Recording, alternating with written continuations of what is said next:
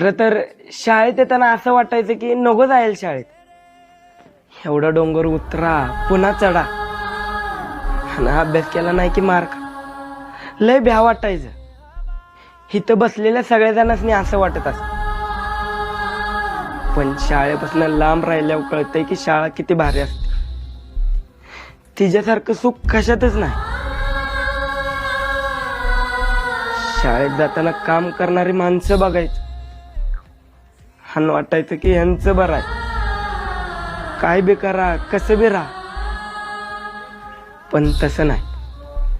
शाळेत उलट कसली काळजी नाही. भाकरीची नाही का नोकरीची नाही.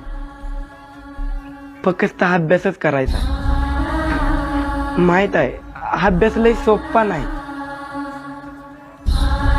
पण जेवढी बाहेरची माणसं कष्ट घेतात ना ते बघून वाटतं अभ्यास लय सोपा आहे. जेवढा जास्त अभ्यास तेवढं कष्ट कमी. आता बापाकडे बघितलं तर राग नाही तर दया येते.